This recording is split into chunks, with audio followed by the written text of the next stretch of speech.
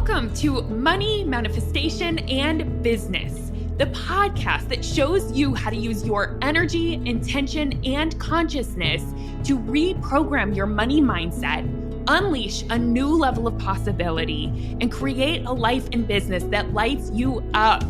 I'm your host, Jamie Berman, and I invite you to join me each week for a dose of inspiration, coaching, and teachings to help you rewrite your money story, create abundance on your terms, and grow your business in a way that's fully aligned for you. This is going to be so much fun. Let's dive in. Today, we are going to dive into the great lie called scarcity, the lie that scarcity exists. And the reason I wanted to do this episode is two reasons. Number one, scarcity plagues so many of us. It gets in the way of us really experiencing the richness and the goodness that is already here, that's already available, and that's already present in our lives. It also prevents us from manifesting more. It can really get in the way of manifesting more money, more abundance. And the other reason I wanted to touch on this is because I actually taught this topic in a coaching intensive that I did recently for my community, and it got really good feedback. And lots of people said that was very, very helpful. Lots of people said I really needed that. So I thought if there were that many people saying that on the call, I assume there are probably listeners that feel the same way. So for those of you who were there, this might be a really good reminder. And for those of you who haven't heard this yet, I'm so excited to dive into this topic of really reprogramming scarcity. So we're going to dive into what it is, why it's a lie, and how to start reprogramming it little by little so that you can move into a more abundant mindset. And that mindset is so much more freeing. Okay, so what is scarcity? What does it actually mean? Because I think we hear about it a lot. We hear about it a lot in the coaching and manifestation and money space, but what actually is it? It is a belief in lack. That's what scarcity is. It's a belief in lack. So it's actually a belief, right? It can also be a mindset in lack, right? So scarcity mindset is this, there's never enough mindset, this thinking that there's never enough.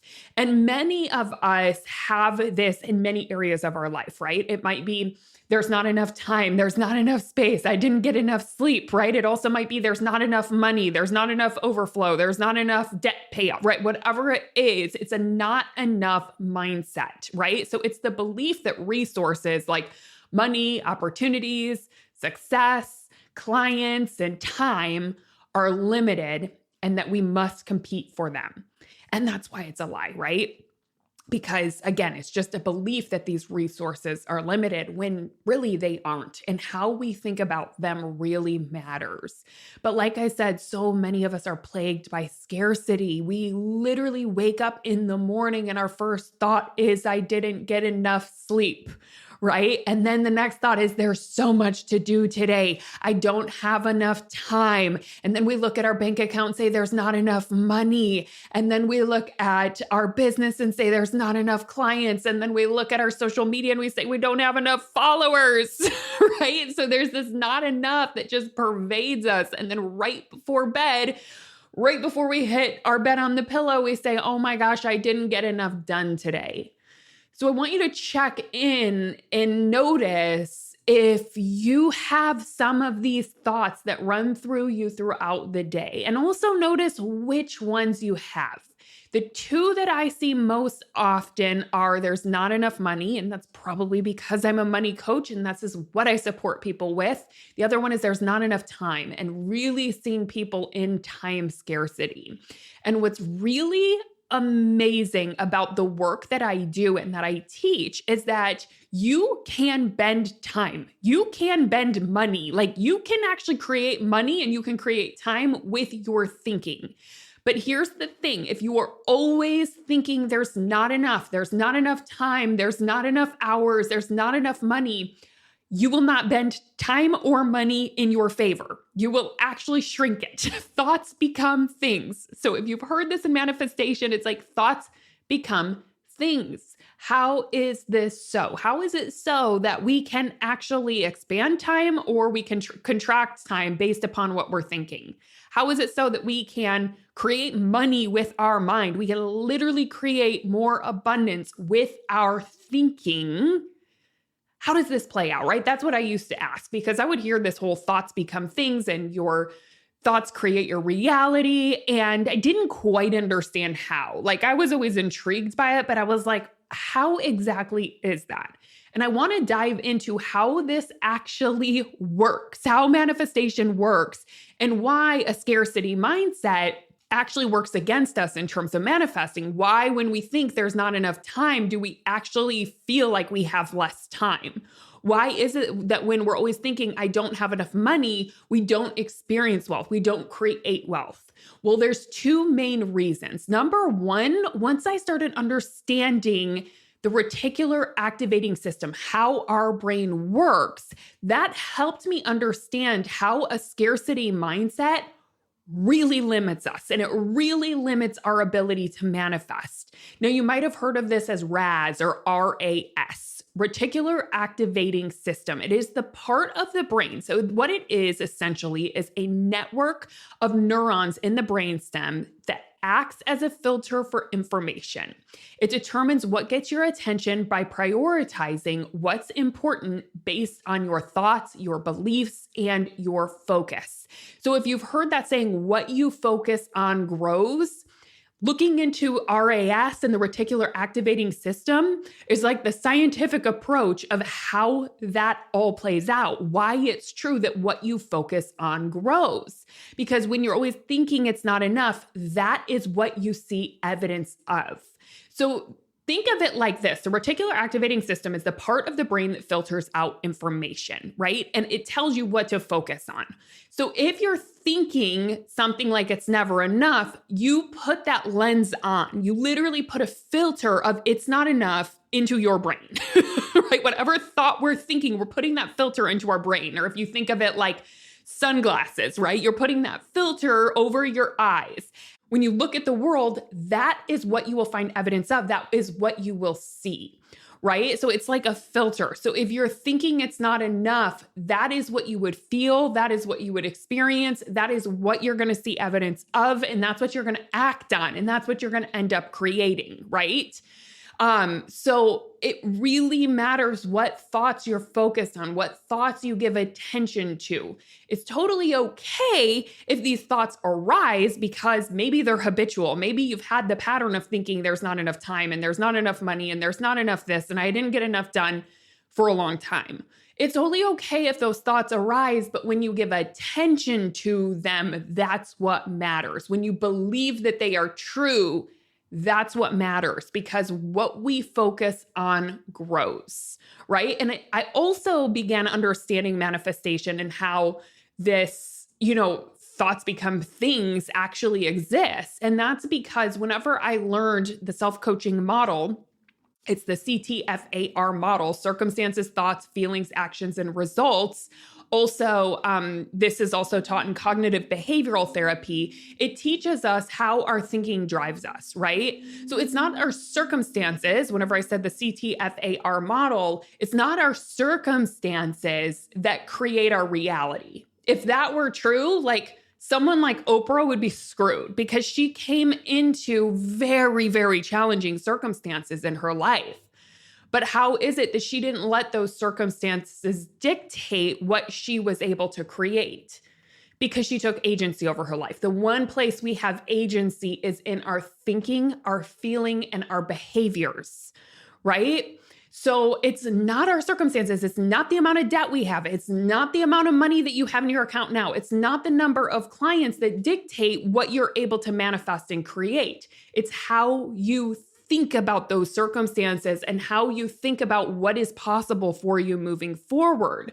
So if your thought about your circumstances is always, it's not enough, it's not enough, it's not enough, Well, thoughts create our feelings. So the thought, it's not enough, makes you feel scarce. It makes you feel anxious. It makes you feel fearful.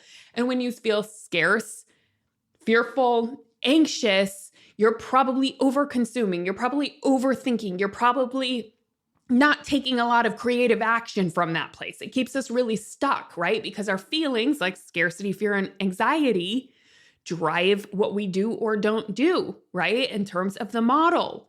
And so if you're not doing a lot and you are overwhelmed and you are just spinning out, not in creativity, not taking action, you are not going to create results and manifestations in your life, right? So it's not the circumstances, because it's the thoughts that you have about them. Thoughts create our feelings. Feelings drive our actions or inactions, and that is what creates the manifestations that we have in our lives, right? So again, it all comes back to how we're thinking. That is at the root of it. So understanding the reticular activating system and how our brain filters out information based upon how we're thinking, and it actually filters out what we're able to actually see in the world, blended with the knowing that our thoughts create our feelings, feelings drive our actions, and actions create our results. It's like, no wonder thoughts become things. No wonder when we're in a scarcity mindset, we don't create more, right? You can literally see how that plays out. So with that, if you want to create more abundance or more money or more clients or more time or whatever it is that you want to manifest in your life, it's going to make a difference in terms of how you think about it. And reprogramming your brain to think in more abundant ways will be so much more empowering, because when you start thinking in that way, you will start seeing that in your life. You will also start creating evidence of that in your life, and you will start manifesting according to that thought in your life. And here's the truth. We don't need to think in scarcity, because scarcity is a lie. It's actually a human-created feeling, a human-created mindset. And how do we know this? Because scarcity actually does not exist in nature, funny enough, right? If you think about the natural world, there is no scarcity. There is no greed. It is actually a human-created condition. It's human-created programming. It actually doesn't exist. Scarcity isn't real. It is truly a mindset. And I love what Paul Zader says, which is, he has this quote that says, "There is a natural law of abundance which pervades the universe, but it will not flow through a doorway of a belief in lack and limitation." So when you start thinking in more abundant ways, you will find that you connect with that natural law of the universe, right? Because like I said, lack is not found in nature. Right? If you think of animals, they're not walking around in scarcity thinking, I don't have enough time, I don't have enough time, I don't have enough time, I don't have enough money, I don't have enough this, I don't have enough friends, I don't have enough food. No, even if, let's say they're going through something where there is a drought, right? And they do not have water. They don't go into scarcity. They don't go into there's not enough, there's not enough, there's not enough. They actually go into survival. It's a completely different thing. They go into action taking. They go into problem solving, but they are not plagued by scarcity, right? So what's really great is, as humans, human conditioning created this, and human conditioning can undo this. We can deprogram our scarcity mindsets, and we can program ourselves for more abundance, but it's just going to take some practice. And lucky enough, this is work that I have absolutely done myself, and I still practice to this day. Every single morning, I program myself for abundance, and I do the inner work that helps release any scarce beliefs that I have. And it's just a practice that I utilize often, and it has made all the difference in my life. not only has it been way easier to manifest, not only have I made way more money since starting to do this work around deprogramming scarcity and reprogramming abundance into my brain, but also I would say the biggest benefit is I experience more freedom. I experience more lightness, more joy. There's more of a ability to relax and take a deep breath. I'm not driven by fear so much. So it makes my life more enjoyable. And I think that's the best part of it, right? The things that you manifest as an effect of it are just the cherry on top, making more money or manifesting, things in your business. That's the cherry on top. It's really the energetic state of being in abundance that is the real gift you are giving to yourself. And I just want to mention this because I think a lot of people think, I can't think in abundance. I don't have a lot of money. But that's the lie. Because abundance is not created, right? The energetic state of abundance is not created by your circumstances. It is not created by the things that you currently have or don't have in your life.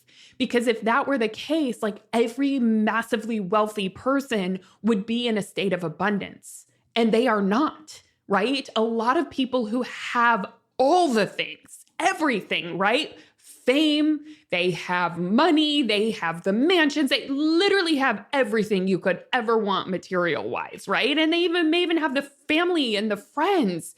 But if they are still wired into scarcity and they have not done this inner work to generate the emotion of abundance, they will be in lack while having all of those things. And I have literally seen it. I have had clients who came and worked with me and said, it's the craziest thing. I am making way more money than I've ever made in my life. And I thought I would feel so different. I thought I would feel abundant. And yet I'm just terrified of losing it. I'm in fear all the time. I'm always worried about it. I'm always thinking about my overhead and scared that I won't make it and this and that, right? So it's not our circumstances that dictate whether we feel abundant or scarce. And so that's good news, right? Because it doesn't matter where you are. It doesn't matter if you are $100,000 in debt, $1 million in debt. It doesn't matter if you have $1 million or $1 billion. None of that is going to create your mindset or your emotional state, right? And so the way to generate the emotional state of abundance is you have to think in a way that generates that, because you cannot rely on your circumstances. And here's the good news. Like, if you are someone who's like, I don't love where my circumstances are. I don't love being in debt. I don't love having 0 clients. I don't love whatever it is, wherever you're at in your business, or maybe you're not making the profit that you want to be making. And you're like, this is unwanted. I do want to manifest more. And I have this desire to manifest more.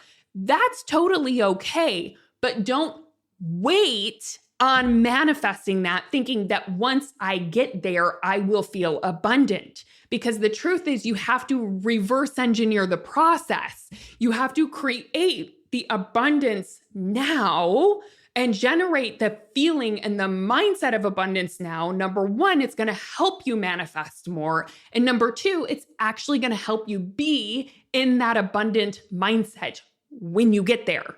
Right? Because that thing won't give you an abundant mindset in and of itself. So you might as well do this work now. And that was something that I remember I thought of whenever I was in the red in my business back whenever I started doing this work. I had debt. I had the worst credit score ever. But I was like, you know what? I'd rather be doing this work now than be having manifested $1 million and still be in scarcity, wondering why I can't feel abundant, right? So here's the good news. No matter where you are, like, amazing news that you're figuring this out now, because you might as well get into the energy of abundance. It is available to you now. And that is what we're going to talk about, are different ways that you can program your brain and start practicing ways of stepping into an abundance mindset and stepping slowly out of a scarcity mindset. And when I say slowly, I mean this probably won't be an overnight shift, right? It could be, But most of the time with the people that I work with, it is actually the repetition that they put in.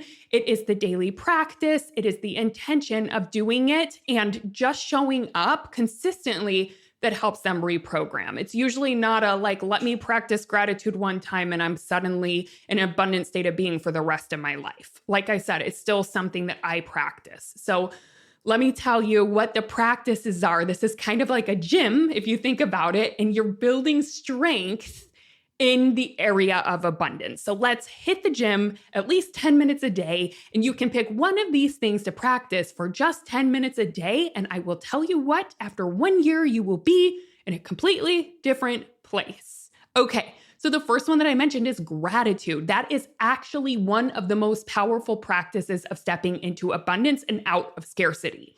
Why? Because gratitude is the opposite of scarcity. If you could think of an emotion that is the exact opposite, it is going to be gratitude. Because what gratitude is focusing on what you have and being grateful for what's already there, feeling grateful for what you already have. So you are in a place of gratitude. You are in a place of sufficiency. You are in a place of enoughness when you are practicing gratitude. It is literally taking your brain and focusing on what you already have and being grateful for it. And Oprah actually says that is her manifestation practice. Like someone asked her in an interview once, what is your manifestation practice? And she said, I've done the visualization, I've done the vision boards and all of that. But the consistent practice for me is gratitude, because when I am in a state of gratitude, I manifest more, right? And that's because she's in an abundant mindset. And look at what she's created from that space. Amazing. So you can practice gratitude every single day. Just think of 3 things you're grateful for every morning, or think of 3 things that you're grateful for from your day. And another fun practice is thinking of 3 different things every day, right? So you're not just writing down, I'm grateful for my partner, I'm grateful for my house, I'm grateful for my dog. One of my practices was I have to think of something that's different every single day. And it really takes my brain in that reticular activating system and has it searching out for new things to be grateful for. And it really builds abundance. And then what you focus on grows. So once you see how much you already have, more can be given, right? Okay. Another one is focusing on what's going well. I think this is really important as entrepreneurs because we can naturally be kind of like problem solvers. And that problem solver part of our brain, or that high achiever part of our brain, oftentimes is looking for problems to solve, right? Which we're looking at what's not going well, where the gaps are, and what we still have to go, what we still need in order to achieve. But I will tell you what, it is going to go so much better if you can balance that high achiever brain out with also bringing your brain into what is working, what's going well. And I'll tell you what, in your business, if you just start amplifying what's already going well and put more energy into that, your business is going to grow so much faster than if you only think about problem solving.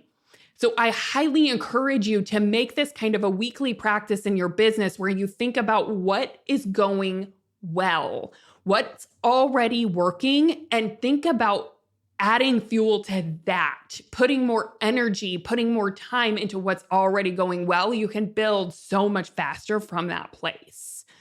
Another one is like focusing on your gifts and amplifying those. It's very similar, but I do think this is one of the best ways to manifest money, is to focus on what you're gifted at. What are you naturally good at? What doesn't take you a lot of energy? What doesn't take you a lot of effort? What's kind of like your zone of genius, as Gay Hendricks would say from the book, The Big Leap. He talks about this, right? That when you focus on your zone of genius, when you focus on your gifts, that is how you can grow the fastest and the most easily, right? This is how you can make money with more ease, is by focusing in on what am I gifted at and how can I tap into that, right? So it's a similar practice to what's going well. It's also what am I gifted at? What am I really good at that's just natural for me, that's not natural for everyone else? That's your moneymaker right there. That is like the highest value right there. That is what makes you super, super valuable. All right. So another practice is to just start noticing your brain, right? Start noticing when you're in not enough thinking, catch it, and try to shift it, right? Practice thinking on purpose. And for those of you who are deeply in scarcity, fear, and worry, specifically around money, where you feel like, God, I'm really plagued by this. Like, I really spend a lot of time and not enough. I'm in a lot of fear of not having enough money. What I would actually recommend is not taking yourself to the emotion of abundance quite yet, because I think it's going to be too far of a stretch for you. What I would focus on as your first step is getting into the emotion of sufficiency, because that moves you on the spectrum much closer to abundance, right? But I think the first step is getting into sufficiency. So if you think of scarcity is not enough, sufficiency is enough, abundance is more than enough, right? So these are the three different mindsets that we can really work with. So again, scarcity is the mindset of not enough. Sufficiency is there's enough. Abundance is there's more than enough. So if you are in there's not enough a lot, let's just start by moving into the mindset of enough. We don't have to stretch ourselves and try to believe that there's way more than enough, especially if you're looking at your account and you're like, my brain can't even I can't even be delusional and go there and pretend that there's more than enough. What I want you to start with is looking for how there's enough. So some of the thoughts that I began to practice to create sufficiency were, there's enough today. There's enough money today. I can get by today. I have enough food for today. I have enough money for today. I have enough water for today. I have home covering my head for today. Right? Another one is things always work themselves out. Everything always works themselves out. And that's when I was in a lot of fear, right? I would just believe, okay, I don't know how this is going to, but things always work themselves out. And that kind of brought me into a place of sufficiency, of enough. Another one is there's enough time, right? So there's enough time for what I need. There's enough time to do enough, right? I can just do enough. Another one that helped me kind of move into sufficiency is there are opportunities out there. There's enough opportunities. I can get by. I am okay. And I wanted to move from major scarcity of this fear of running out of money and this fear of not having enough into there is enough for today. It at least brought me into a present state of okayness. And I think that's a really good place to start. And I think that sometimes when people are manifesting, we try to go too far too soon and our brain can't accept it. And I was telling this story on my live call, how whenever I started doing this work around money, I didn't realize I was doing this, but I was trying to believe these mantras that felt way too out of reach. Because again, I had all this student loan debt. I had horrible credit. I was not managing my money well. I was living paycheck to paycheck. My checking account would often bounce, right? That was the place that I was in.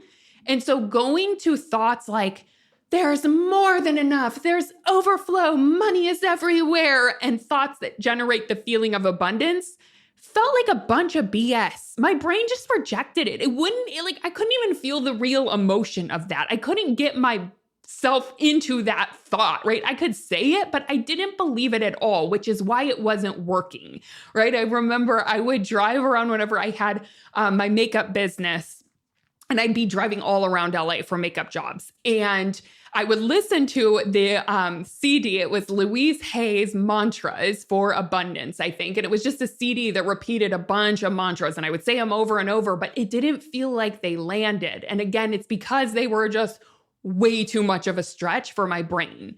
So when I realized that, I started doing this work and really understanding thought work on a deeper level and got into coaching, that's when I realized, oh my gosh, I need some bridge thoughts. I need some stepping stones. I can't practice mantras that my brain rejects or doesn't even believe or don't land at all. So that's why I started with sufficiency. So that's what I would recommend to you. Or if you're just in a deep place of scarcity, to process any fears, but get yourself into the place of how do you have enough today? How are you going to be okay today? Get yourself into sufficiency, okayness, presence. And then from there, you will notice that that becomes more of your natural state of being. And from that place, that's when you can move up a notch and start practicing thoughts that generate more than enough, that generate the emotion of abundance, and you can start taking on an abundance mindset. And I started doing that. So let me give you some of the thoughts that I really like to practice around abundance. And one is there's more than enough. Money is always flowing to me in expected and unexpected ways all of the time. Every dollar I spend comes back to me multiplied. I'm always supported financially, no matter what. I am worthy of wealth simply because I exist. My income grows as I grow. I am open to receiving more than I ever imagined. I trust that money always finds its way to me. Wealthy is just who I am, right? And these are just a couple, but there's a lot of thoughts that can generate the emotion of abundance and the emotion of overflow, right? That's kind of what abundance is more than enough. So after you've gotten yourself to a place of sufficiency, then move it up a notch and start practicing thoughts that create the feeling of overflow and see how there's overflow in your life. So start looking for evidence of where there's overflow in your life so you can move yourself into a state of abundance and a mindset of abundance. Now, that's the thought work part, and it's so effective when you do it in the right way. But mantras don't work when you stretch yourself too far too soon. So let yourself inch your way towards abundance. All right. That would be my biggest suggestion.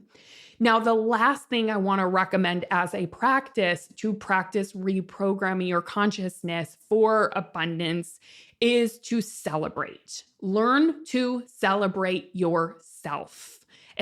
Especially, this is going to be helpful if you're someone who doesn't take credit for things, or you tend to reject compliments, or you reject that you created it, or you think that it's a fluke. If that is so, you need to learn how to celebrate yourself. And I'll tell you what, we do this inside of the money manifestation movement. As a community, every single Friday, I send out a post and I'm like, hey, everyone, what are we celebrating this week? And I give them prompts for it. And the people who celebrate the most often end up creating the most. They end up manifesting more.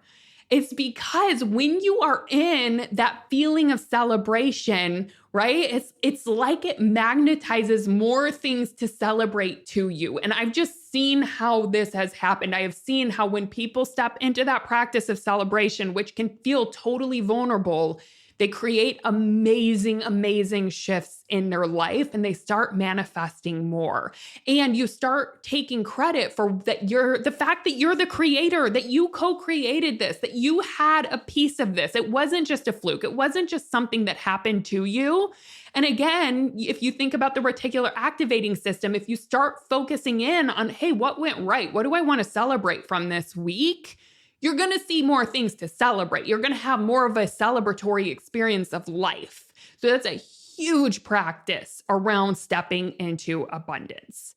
And I have to say, I'm so excited for you to start doing this work because it has such a ripple effect on your life. It is some of the most important work you can do because it's going to change your whole life experience. It's going to change how you see the world, right? So I can't wait for you to make this a practice. Again, think about it as stepping into the abundance mindset gym for 5 to 10 minutes a day. It doesn't take a lot. It just takes a little bit of practice, and that little bit of practice can change everything. So I would recommend picking one thing to start practicing, whether that is just starting a gratitude practice, or whether that is starting to just weekly think about what's going well in your business and amplifying that. Or maybe it's practicing intentional thinking, getting yourself into sufficiency first, right? Maybe you do that every day. Or maybe it's a practice of celebration. Don't try to take on all of these. Pick one of them because one of them will be super effective. I gave you a variety, but pick the one that lands and actually practice it. It will make all the difference. So again, pick one. Don't be a perfectionist because then you're going to be super overwhelmed and not do any of them. Pick one and really go all in on it. And then you come to me on Instagram, JamieBerman_, and you tell me what difference it's made for you. Or you could also leave a review and tell me about how it has impacted you or your life. And that would be such a blessing to me. I would absolutely love to see that in a review, because guess what happens when you review the podcast? It gets out to more people. So spread the love, spread the abundance. And if you want to be in generosity for a moment, I would so appreciate that. And I'd love to hear what you loved about this episode and what you're going to practice.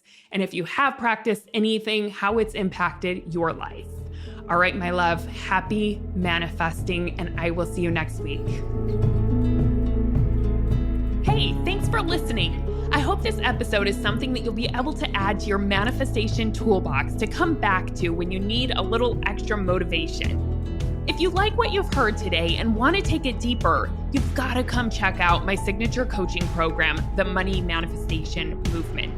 It's the place where you'll not only learn manifestation, but you'll begin to live it alongside me and an amazing community of like-minded entrepreneurs doing this work together. Head on over to jamieberman.com to learn more.